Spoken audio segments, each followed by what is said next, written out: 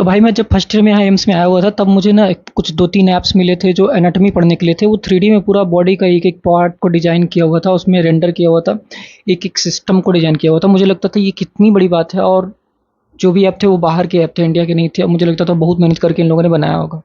अब third year में आके क्या पता चल रहा है पता है? ऐसे ये इन लोगों ने ये इन लोगों के लिए कुछ नहीं है।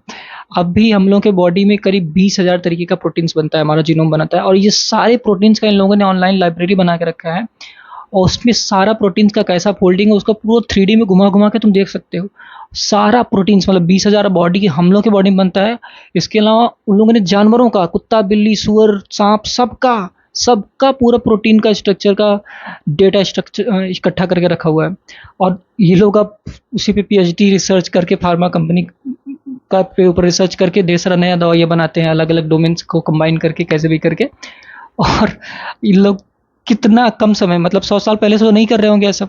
इतना समय में कितना ढेर सारा डाटा इकट्ठा कर लिया।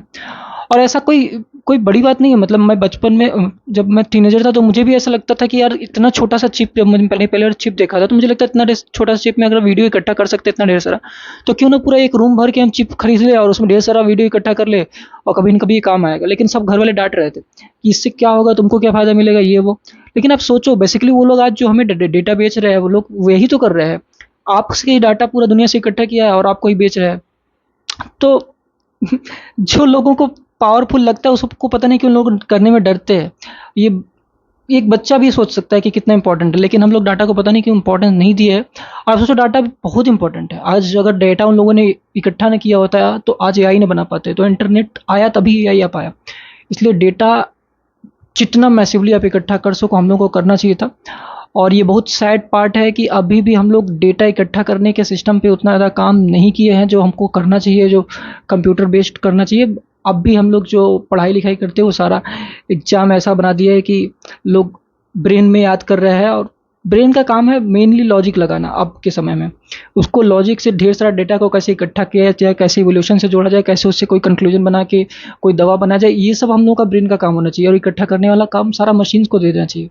लेकिन ऐसा कोई नहीं कर रहा है। लेकिन मुझे लगता है उन लोगों को बहुत पहले ये बात समझ में आ गई रही होगी कि दुनिया में 2 ही तरीके के लोग हो सकते हैं। एक होते हैं एक्सप्लोरर लोग, जिनको हमेशा नया-नया चीज़ें खोज के अंदर-बाहर माइक्रोस्कोपिक सबकुछ खोजना होता है और थ्योरेटिकल लोग। और दूसरे लोग होते हैं जो स्टैटिस्टिशियन लोग हो गए, रिसर्चर हो गए, उनको कंक्लूजन बना के उस डाटा को किसी काम में लाना होता है।